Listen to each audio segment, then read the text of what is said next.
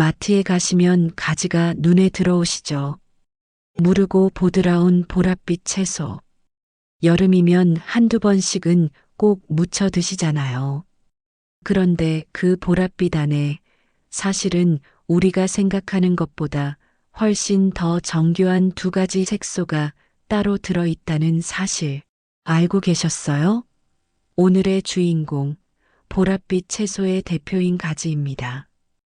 그 보라색이 우리 몸에서 정확히 무슨 일을 하는지, 그리고 그 효능을 가장 크게 살리는 조리법은 무엇인지 차근차근 정리해 드릴게요. 특히 세 번째 파트, 혈압 관리하시는 분들께는 정말 중요한 이야기가 나옵니다. 가지가 왜 그렇게 짙은 보랏빛을 띠는지 생각해 보신 적 있으세요? 보통은 안토시아닌이라는 한 단어로만 알려져 있는데요. 사실 가지 껍질에는 서로 다른 두 가지 색소가 함께 들어 있어요. 첫 번째 색소는 나스닌이라는 성분이에요. 이름은 좀 낯설지만 안토시아닌계 중에서도 짙은 보라색을 만드는 핵심 색소거든요. 가지를 잘랐을 때 껍질이 진한 보라로 보이는 건 거의 이 나스닌 덕분입니다.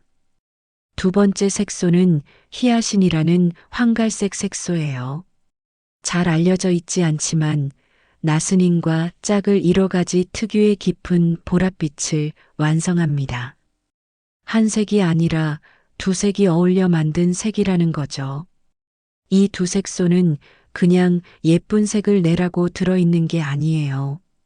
우리 몸 안에서 각자 다른 일을 하고 있거든요. 특히 짙은 보라를 만드는 나스닌은 세포가 손상되지 않도록 지켜주는 역할을 합니다. 그런데 이 나스닌이 정말 흥미로운 일을 우리 혈관 안에서 한다고 하거든요.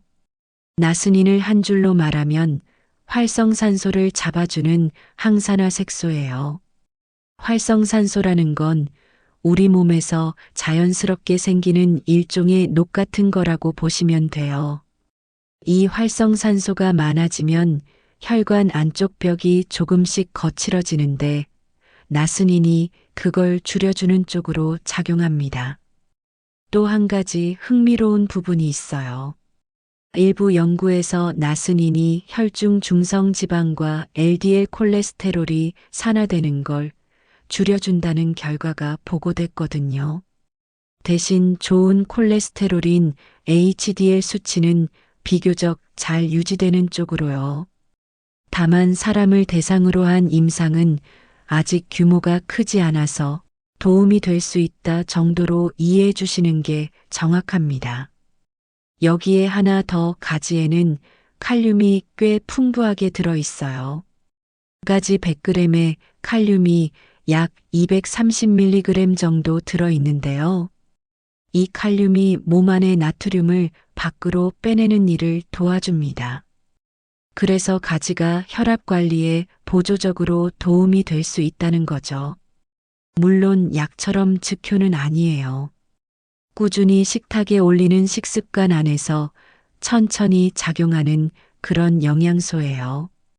이 좋다는 가지, 그런데 어떻게 조리하느냐에 따라 영양가가 크게 달라진다는 사실도 함께 알려드려야겠어요. 이게 정말 중요한 부분이거든요. 집에서 가지를 어떻게 드세요? 볶음, 무침, 가지나물, 삶기, 굽기까지 방법이 정말 다양하잖아요. 그런데 이 조리법들이 가지의 영양에 미치는 영향이 꽤 차이가 납니다. 한국식품영양과학회지에 실린 한 연구가 있는데요. 가지를 다양한 방법으로 조리한 다음에 영양 성분 변화를 측정해 본 결과 찐가지에서 총 폴리페놀과 클로로겐산 그리고 칼슘 함량이 가장 크게 늘어난 것으로 나타났어요. 반면에 끓이거나 전자레인지에 돌리면 이런 항산화 성분의 증가폭이 찜에 비해 상대적으로 작았습니다. 물에 너무 오래 닦거나 빠르게 가열되면 영양이 분산되기 쉬운 거죠. 볶음은 어떨까요? 맛은 정말 좋지만 가지가 스펀지처럼 기름을 많이 빨아들이는 게 단점이에요.